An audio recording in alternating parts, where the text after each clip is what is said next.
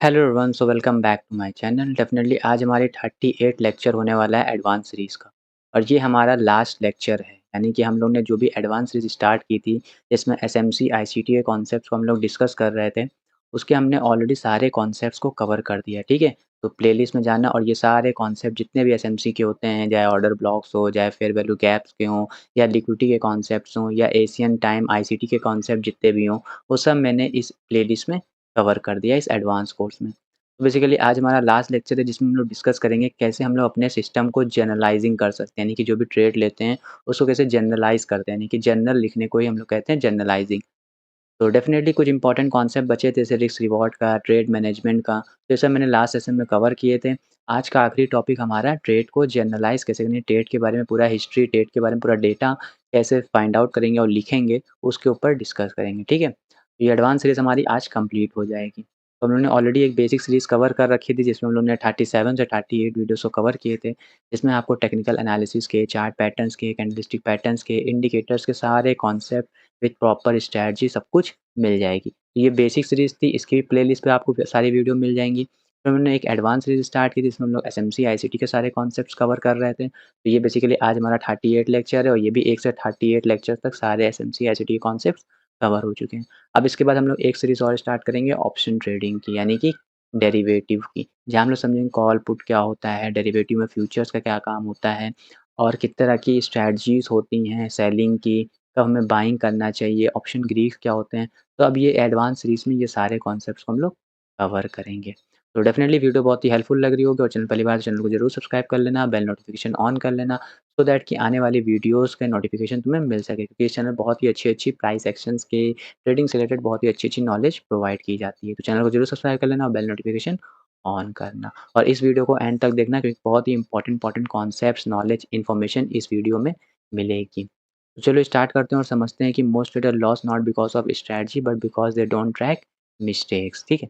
तो मैक्सिमम लोग लॉस क्यों करते हैं? क्योंकि मैक्सिमम लॉस करने का कारण यही होता है कि वो सेम मिस्टेक्स को बार-बार ही कर रहे होते हैं, ठीक है? उनकी स्ट्रैटेजी में कोई दिक्कत नहीं होती, वो स्ट्रैटेजी बना चुके होते हैं, सेटअप बना चुके होते हैं, प्रॉपर रूल बना चुके होते हैं, लेकिन उसके बाद भी वो 1-2 मिस्टेक्स ऐसी कर रहे होते हैं, जो वो फाइंड भी नहीं कर पाते हैं क्योंकि वो जनरलाइज़ नहीं करते उस चीज़ों को, जिसकी वजह से वो बेसिकली उनकी स्ट्रैटेजीज़ तो सही होती है, बट वो उन मिस्टेक्स को ट्रैक नहीं कर पाते, जिनकी वजह से वो फेल हो जा रहे हैं या लॉस कर रहे हैं। तो सेम मिस्टेक्स रिपीटेड लॉस, यानी कि वो बार-बार वही मिस्टेक को करते हैं लेकिन क्योंकि वो उनको हिस्ट्री नहीं होती है, वो मिस्टेक्स की डाटा नहीं होता है, इस वजह से उसको अच्छे से समझ नहीं पाते कि वो क्या मिस्टेक्स कर रहे हैं। इसी वजह से उनका बार-बार रिपीटेड लॉस होता रहता है। ना कि उनकी स्ट्रैटेजी गलत नहीं होती बल्कि उनकी जो भी मिस्टेक्स हैं, उसको वो याद नहीं कर पाते कि क्या-क्या मिस्टेक्स वो बार-बार करते हैं। डेटा ड्रिवन ट्रेडर हमेशा कंसिस्टेंट प्रॉफ़िट करता है, यानी कि जिसके पास डेटा ड्रिवन होता है, यानी कि उसको पता होता है कि मैंने जो सेटअप लिया या मैंने जो भी स्ट्रैटेजी ली उसमें एसएल, टारगेट क्या रहा, क्या इमोशन रहा, किस वजह से ट्रेड लिया, क्या बायसनेस रही, क्या मिस्टेक्स की वजह से लेट हुआ, किस वजह से मेरा टारगेट मिल गया, वो सब उनके पास डेटा होता है, यानी कि वो उसका जनरल बनाते हैं हर ट्रेड का, क्योंकि उनको पता है ये एक लॉन्ग टर्म प्रोसेस है। यानी कि अगर तुम ट्रेडिंग में आए इसका मतलब तुम अब ट्रेडिंग ही करने वाले हो। तो इसका मतलब है कि तुम्हें सारा नॉलेज होना चाहिए, जो भी तुम्हारे पास डेटा मिलता है तुम्हारे ट्रेड का उसको पता होना चाहिए ताकि तुम उस चीज़ को और एनहांस कर सको। तो अगर इफ यू डोंट डंजन you are gambling not trading. तो वेरी इंपॉर्टेंट सिंपल एक लाइन बोल दिया कि अगर अपने ट्रेडिंग को जो भी ट्रेड लेते हो उसको जनरलाइज़ नहीं करते हो यानी जनरल नहीं बनाते हो तो सिर्फ़ गैम्बलिंग करते हो क्योंकि तुम्हें आइडिया ही नहीं होता कि तुम यहाँ पे ट्रेड ले रहे हो। तो इससे पहली बार तुमने यहाँ पे कितनी बार ट्रेड लिया था और कितनी बार एसएल हिट हुआ था और कितनी बार टारगेट हुआ था, टारगेट हिट का क्या रीज़न था, एसएल हिट होने का टारगेट रीज़न क्या था। तो वो सब जब जनरल नहीं होगा तो तुम जनरली गैम्बलिंग कर रहे हो, यहाँ पे आके बाय करोगे, तुम ऐसा लगा दोगे टारगेट लोगे, तुम्हें नहीं पता क्यों बाय किया, किस लिए बाय किया, तो ये हो गई गैम्बलिंग, ये ट्रेडिंग नहीं होती है। तो बहुत ही हेल्पफुल वीडियो होने वाली है, अभी आगे देखेंगे और भी अच्छे-अच्छे कॉन्सेप्ट। व्हाट इज़ प्रो जर्नलाइज़िंग का मतलब होता है कि तुम्हें एंट्री, एग्ज़िट, पीएनएल सारी नहीं पता होनी, यानी कि तुम खाली ये नहीं देख सकते कि हमने एंट्री कहाँ करी थी, हमने एग्ज़िट कहाँ किया था और क्या मेरा पीएनएल आया था। ये होती है बहुत बेसिक, लेकिन एक प्रो लेवल की जर्नलाइज़िंग क्या होती है, मार्केट कॉन्टेक्स्ट को ट्रैक करते हैं, यानी कि उन्होंने जब ट्रेड लिया था तो उस केस में हायर टाइम फ्रेम पे मार्केट किस तरह का बिहेव कर रहा था, बुलिश था या बेयरिश था। लिक्विडिटी कॉन्सेप्ट समझते हैं, क्या उन्होंने कहा जहाँ एंट्री ली वो एक लिक्विडिटी ज़ोन था या वो लिक्विडिटी ग्रैब करने के बाद एंट्री लिए या खुद लिक्विडिटी में स्वीप की वजह से एसएल हिट हो गया, उनके पास लिक्विडिटी का कॉन्सेप्ट होता है। सेशन बेस्ड वो देखते हैं क्या मैंने जो ट्रेड लिए वो एशियन सेशन में लिए या लंदन सेशन में लिए या न्यूयॉर्क सेशन में लिए। तो उनके पास सेशन बेस्ड भी होता है ताकि उनके पास एक डेटा मिल सके कि वो किस सेशन पे अच्छे से ट्रेड परफ़ॉर्म करते हैं, यानी कि उनकी स्ट्रैटेजी किस सेशन में अच्छे से काम करती है। तो सेशन बेस्ड डेटा होता है। इमोशनल स्टेज को लॉक करते हैं, यानी कि जितना भी इमोशनल रिलेटेड काम करते हैं, जैसे फोमो हो गया या ग्रीड हो गया या फ़ियर हो गया, ये सबको भी जनरलाइज़ करते हैं। और मॉडल वैलिडेशन भी लेते हैं, यानी कि वो नए-नए टेक्नीक को भी सीखते रहते हैं, उसको भी ट्रैक करते रहते हैं। बैक टेस्टिंग का मतलब होता है ये नहीं कि तुमने 100 डेज़ का रिप्ले लगा दिया और अपनी स्ट्रैटेजीज़ को चेक कर रहे हो, नहीं। बैक टेस्टिंग का मतलब होता है कि तुमने पहले दिन से 100 डेज़ तक की ट्रेड लिए और हर ट्रेड का तुम्हारे पास डेटा है, यानी कि तुम्हारा हर ट्रेड में किस तरीके से तुमने ट्रेड लिया, पूरा लॉजिक, पूरा कॉन्सेप्ट तुम्हारा है। तो इसको बोलते हैं बैक टेस्टिंग, ठीक है? तो बैक टेस्टिंग जिसमें ये आता है market understand, liquidity, SSN base, emotional concept, model validation, ये सब एक हर ट्रेड में लिखा जाता है। सो दैट कि जब तुम 101वाँ ट्रेड ले रहे हो तो तुम्हें ऑलरेडी 1 से 100 डेज़ का ट्रेड के बारे में पता हो। That is the basic concepts क्या प्रो जर्नलाइज़िंग होता है। तो आइंदा जब भी कोई कहता है कि बैक टेस्टिंग करो, तो बैक टेस्टिंग का मतलब ये नहीं होता है कि 100 डेज़ का ट्रेडिंग व्यू पे रिप्ले पीएनएल लगा के अपनी स्ट्रैटेजीज़ को टेस्ट कर रहे हैं, वो नहीं होता है। रियल जो बैक टेस्टिंग होती है, वो होती है कि तुमने जो भी ट्रेड्स लिए हैं, उन ट्रेड्स का डेटा तुम्हारे पास है, उसको एनालाइज़ करो, उसको एनहांस करो, उसको बोलते हैं बैक टेस्टिंग। अब कोर कंपोनेंट्स क्या होते हैं जनरल के, यानी कि जब भी तुम जनरल कर रहे हो, अपने ट्रेड को जनरलाइज़ कर रहे हो, तो क्या-क्या इंपॉर्टेंट होता है? सोलर ट्रेड की डिटेल, यानी कि कौन-सा पेयर तुमने ट्रेड किया, किस टाइम फ्रेम पे तुमने ट्रेड किया, हायर टाइम फ्रेम क्या था, लोअर टाइम फ्रेम था क्या था, या हायर टाइम फ्रेम से अलाइन करते थे लोअर टाइम फ्रेम, या हायर टाइम फ्रेम कुछ और कह रहा था, तुम लोअर टाइम फ्रेम पे कुछ और ट्रेड ले रहे हो। सेशन होता है उसमें एशियन, लंदन, न्यूयॉर्क सेशन, तो ये सब जनरल के अंदर होता है, यानी कि तुम्हारा कौन-सा पेयर तुमने ट्रेड किया, किस टाइम फ्रेम पे ट्रेड किया, सेशन कौन से बेस पे ट्रेड किया, एग्जीक्यूशन तुम्हारी एंट्री किस बेसिस पे हुई, ऑर्डर ब्लॉक पे हुई, फेयर वैल्यू गैप पे हुई, लिक्विडिटी स्वीप पे हुई, या किसी इंडिकेटर बेस पे काम हो रहा है तुम्हारा, ठीक है? या किसी टेक्निकल बेसिस पे तुम काम कर रहे हो या चार्ट पैटर्न्स के बेसिस पे या कैंडलस्टिक पैटर्न्स के बेसिस पे तो तुम्हारा एंट्री मॉडल होता है। प्राइम प्रीसीज़न, यानी कि तुम्हारी एंट्री का टाइम क्या था, ठीक है? और एंट्री कितनी देर तक चली, यानी कितनी देर में तुम्हारा एसएल आया, कितनी देर में टारगेट आया, इस चीज़ को। कॉन्टेक्स्ट क्या था, यानी कि मार्केट स्ट्रक्चर क्या था उस समय, जब भी तुमने एंट्री ली तो क्या ब्रेक ऑफ स्ट्रक्चर को देख के एंट्री ले रहे थे या चेंज ऑफ करैक्टर आया था तो एंट्री ले रहे थे? तो किस काम मार्केट स्ट्रक्चर पे तुम ट्रेड कर रहे थे? क्या तुमने प्रीमियम ज़ोन पे ट्रेड लिया या डिस्काउंट ज़ोन पे लिया?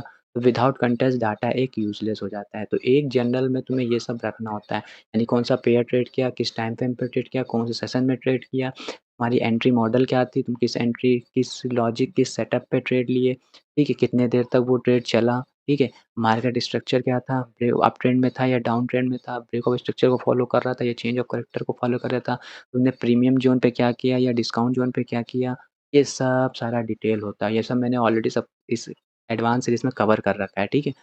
तो ये सब अगर तुम अपने जनरल हर एक ट्रेड में लिखोगे तब तुम्हें पता चलेगा कि तुम्हारी एंट्री किस बेसिस पे तुमने ऑर्डर ब्लॉक को अगर तुमने 100 बार ट्रेड करा है, तो तुम्हें पता चल जाएगा कि तुम्हारा क्या लॉजिक होता है, कहाँ मिस्टेक हो जाती है।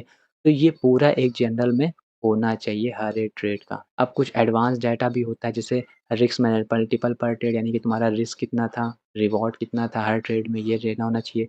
टाइम इन ट्रेड, यानी कि होल्डिंग ड्यूरेशन कितना था, मैंने बताया कितनी देर तुमने उस ट्रेड को होल्ड किया, या फोमो में एंट्री तो नहीं, एग्ज़िट तो नहीं कर दिया, या फ़ियर में एग्ज़िट तो नहीं कर दिया, या ग्रीड में और देखता होल्ड तो नहीं रखे, यानी कि टाइम इम्पोर्टेंट है। ड्रॉ डाउन कितना हुआ, प्रॉफ़िट बिफ़ोर प्रॉफ़िट, यानी कि प्रॉफ़िट होने से पहले तुम्हारा क्या ड्रॉ डाउन चल रहा था, उसको डिस्कस करें। एंट्री एफिशिएंसी, यानी कि तुमने कितनी परफेक्ट एंट्री ली, क्या तुम्हारी एंट्री लेते ही प्राइस ऊपर चला गया तुम्हारे फ़ेवर में, या पहले नीचे गया, फिर थोड़ी देर बिताया फिर ऊपर गया, या तुम्हारा एसएल हिट करने के बाद ऊपर गया। तो एंट्री की एफिशिएंसी, रिस्क रिवॉर्ड क्या था तुम्हारा और कितना तुमने अचीव किया, यानी कि तुम्हारा 1:3 तक तो क्या 1:2 पे ही तुम निकल गए। तो इंस्टीट्यूट करते हैं अपनी एफिशिएंसी को ट्रैक, नॉट जस्ट प्रॉफिट, वो सिर्फ प्रॉफिट को ट्रैक नहीं करते क्योंकि उन्हें पता होता है कि ये हम एक सिस्टम बिल्ड कर रहे हैं, ठीक है? हम कोई रैंडमली गैम्बलिंग नहीं कर रहे हैं, हम एक सिस्टम बेस्ड थ्रू हो जाएँगे ताकि हम लॉन्ग टर्म में सर्वाइव हो पाएँ। स्क्रीनशॉट सिस्टम भी होता है, 3 मैंडेटरी है, स्क्रीनशॉट ज़रूरी है, बिफोर एंट्री, सेटअप क्लैरिटी दिख रहा हो, ड्यूरिंग ट्रेड मैनेजमेंट और आफ्टर एग्ज़िट रिज़ल्ट और रिएक्शन। ये 3 होते हैं स्क्रीनशॉट, यानी कि तुम्हारा हर एक ट्रेड में ये होना चाहिए स्क्रीनशॉट। एंट्री लेते वक़्त वहाँ पे सेटअप अच्छे से दिख रहा हो, किस सेटअप पे ट्रेड लिया, ठीक है? ट्रेड मैनेजमेंट के दौरान स्क्रीनशॉट, ठीक है? उसके बाद एग्ज़िट होने के बाद क्या रिज़ल्ट मिला और कैसा तुम्हारा रिएक्शन रहा, उस चीज़ को भी स्क्रीनशॉट लो। तो ये 3 चीज़ होते हैं स्क्रीनशॉट में। हाइलाइट करो लिक्विडिटी ज़ोन कहाँ था, एंट्री कैंडल कहाँ थी, stop loss, target.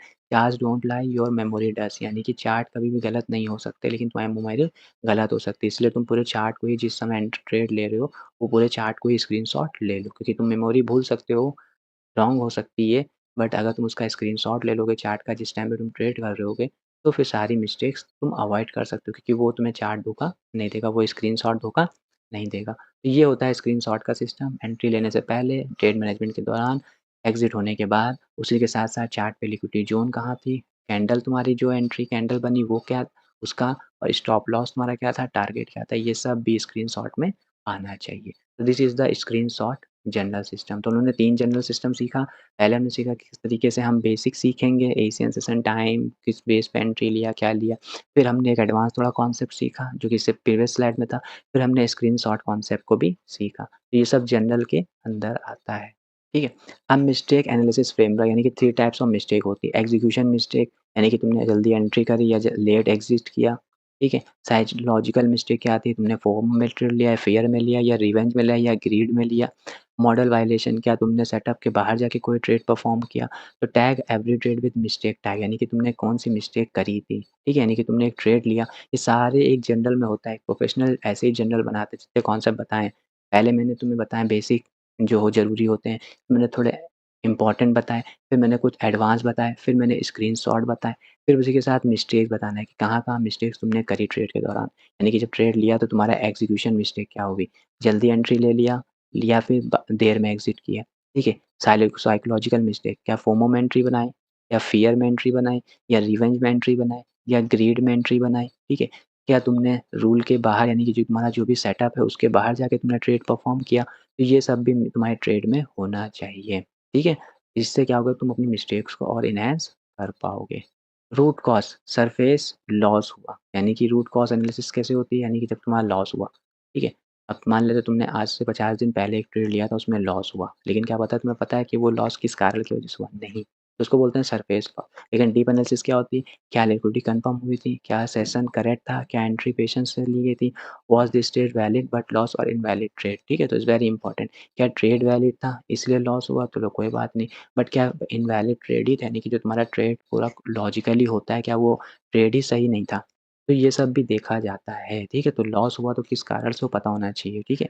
Confirm liquidity, तुमने कन्फर्मेशन के बाद ट्रेड लिया, क्या तुमने सेशन करेक्ट जो तुम डिफाइन किए हो कि हम इस सेशन में ट्रेड करेंगे, तो क्या उसी सेशन में ट्रेड किया गया या नहीं, ठीक है। एंट्री किस तरीके से प्लान की, पेशेंस के साथ ली या जल्दबाजी में ली, तो ये भी रूट कॉज़ माय लॉस का कारण, ये सब भी लिखना होगा जब भी एसएल हिट होगा। सेटअप फ़िल्टरिंग सिस्टम, अब ये सेटअप फ़िल्टरिंग सिस्टम क्या होता है? एक ग्रे सेटअप क्या होगा, only trade high probability model, यानी कि तुमने जो भी हाई प्रोबेबिलिटी मॉडल बनाया है जिसके बेसिस पे तुम्हें ट्रेड प्लान करना है, एंट्री प्लान करना है, उसको पहले एनहांस करो। रिमूव ऑल लो आरआर सेटअप, यानी कि जितने भी रिस्क रिवॉर्ड लो वाले हैं, 1:1 वाले हैं, उसको रिमूव करो। 1:2 वाले फिफ 30% 30% रखो, 1:3 वाले 70% रखो, ठीक है? यानी कि 1:1 वाले जितने भी रिस्क रिवॉर्ड होते हैं या उससे कम वाले, तो सबको एलिमिनेट ही कर दो। अगर तुम्हारा सेटअप बन भी रहा है लेकिन वहाँ पे रिस्क रिवॉर्ड 1:1 नहीं बन रहा है, तो वो बेसिकली वहाँ पे ट्रेड मत लो। मिड रेंज एंट्रीज़ का भी मत प्लान, यानी कि यहाँ पे एंट्री बनाने की कोशिश करी थी, बट प्राइस यहाँ निकल गया, अब एंट्री बना रहे। तो ये मिड रेंज में एंट्री भी ज़रूरी नहीं है। तो पहले तो ए ग्रेड सिस्टम बनाना पड़ेगा, यानी कि तुम्हारा एक एंट्री मॉडल बनाना पड़ेगा। जितने भी रिस्क रिवॉर्ड वाले लो वाले होंगे उनको एलिमिनेट करना पड़ेगा, और बीच में एंट्री प्लान नहीं करना होगा। हायर टाइम फ्रेम को अलाइन होना चाहिए, यानी कि जब तुम लोअर टाइम फ्रेम पर ट्रेड ले रहे हो तो वो डायरेक्ट हायर टाइम फ्रेम के डायरेक्शन में होना चाहिए। लिक्विडिटी स्वीप हुई कि नहीं हुई अच्छे से, उसके बाद ट्रेड लिया या पहले ही ले लिए, कन्फर्मेशन मिला या नहीं, ये देखना है। तो लेस ट्रेड्स मोर एक्यूरेट, जितना कम ट्रेड करोगे उतना ज़्यादा आप एक्यूरेट होगे, क्योंकि इतना ज़्यादा डेटा लिखना होगा तो तुम ऑटोमेटिकली ट्रेड को बहुत ही कम कर दोगे, क्योंकि अगर तुम्हें 5 ट्रेड लिखना, 5 ट्रेड लोगे, 5 ट्रेड का डेटा लिखोगे, लिख ही नहीं पाओगे। बट अगर 1 ट्रेड, 2 ट्रेड लोगे तो इसका अच्छे से तुम डेटा लिख सकते हो, ठीक है? उस ट्रेड का पूरा जनरल कर सकते हो। तो इसीलिए ज़्यादा ट्रेड मत करो ताकि अच्छे से जनरल बना पाओ। अब ए बी सेटअप, ठीक है? तो कैटेगराइज़ेशन कर दो। ए में क्या हुआ, फुल कॉन्फिडेंस, यानी कि जो भी तुम्हारी स्ट्रैटेजी है बिल्कुल परफेक्ट बनी, ठीक है? जिस सेशन में तुम ट्रेड करते हो उस सेशन में वो स्ट्रैटेजी बनी और साफ-साफ लिक्विडिटी स्वीप होने के बाद कन्फर्मेशन मिला।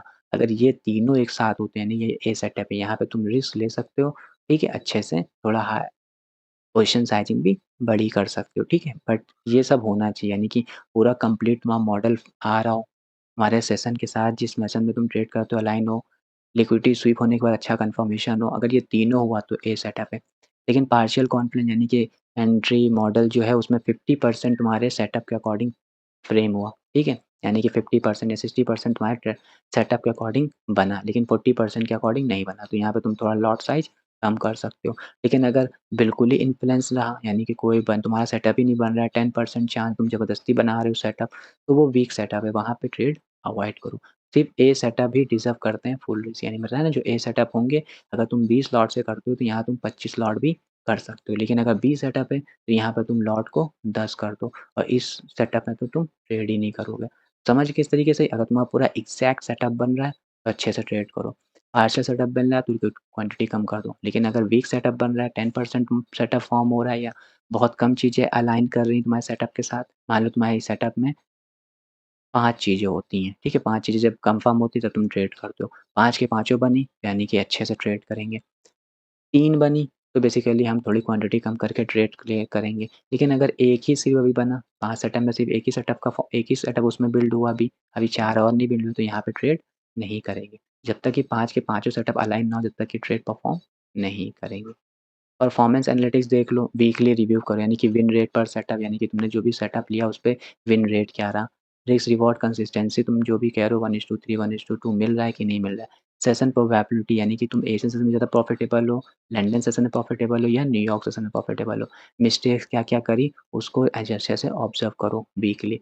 एग्ज़ाम्पल जैसे New York session profitable, Asian session loss. इसका मतलब क्या हुआ कि तुम्हें न्यूयॉर्क सेशन में ट्रेड करना है। तो ये वीकली जो भी तुम ट्रेड करो उन सबका ये 4 चीज़ को ऑब्ज़र्व करो। सेटअप का विन रेट क्या रहा, रिस्क रिवॉर्ड जो भी था वो कंसिस्टेंसी मेंटेन करी मैंने कि नहीं, सेशन की क्या प्रोबेबिलिटी थी यानी किस सेशन में ज़्यादा प्रॉफिटेबल रहे हम और क्या-क्या मिस्टेक्स मैंने बार-बार ज़्यादा दोहराई, उस चीज़ को ऑब्ज़र्व करो।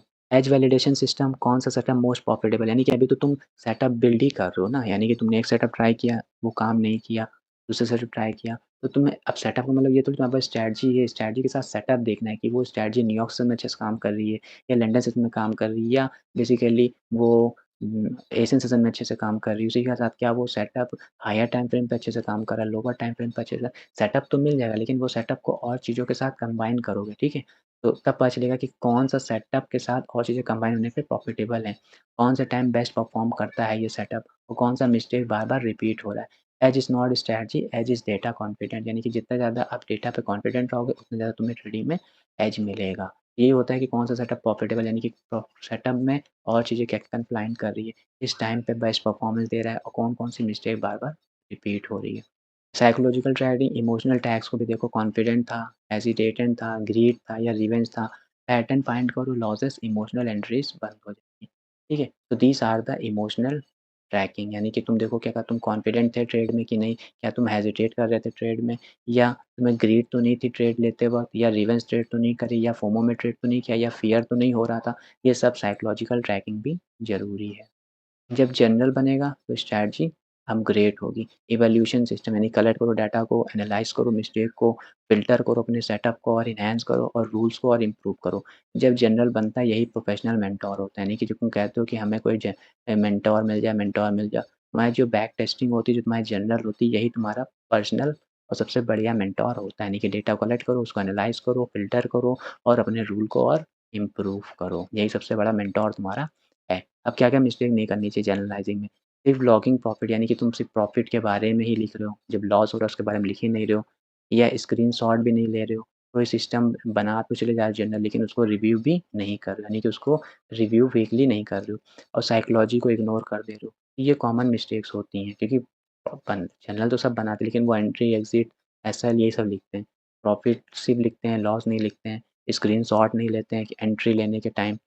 कोई अपने सिस्टम को रिव्यू नहीं बनाते चले जाए जनरल लेकिन उसको पलट के देख नहीं रहे और साइकोलॉजी पार्ट को इग्नोर कर देते हैं जनरलाइजिंग में। तो ये सब इग्नोर मत करो, ठीक है? तो अगर रिव्यू नहीं करोगे तो इम्प्रूवमेंट नहीं होगा। प्रो टूल स्टैक समझो, आप एक्सेल, गूगल शीट का यूज़ कर सकते हो, ठीक है? स्ट्रक्चरल जर्नलाइज़िंग के लिए नोशन का यूज़ कर सकते हो और स्क्रीनशॉट आप ट्रेडिंग व्यू पे ले सकते हो। क्रिएट कर सकते हो डैशबोर्ड, वीकली रिव्यू शीट भी टैग करते हो, मिस्टेक ट्रैकर भी क्रिएट कर सकते हो। तो ये कुछ टूल हैं जो तुम यूज़ कर सकते हो। ये सब गूगल एक्सेल शीट यूज़ कर सकते हो, स्ट्रक्चर के लिए नोशन, स्क्रीनशॉट के लिए ट्रेडिंग व्यू, डैशबोर्ड बना सकते हो, वीकली रिव्यू कर सकते हो और ट्रैकर को मिस्टेक को ट्रैक भी कर सकते हो।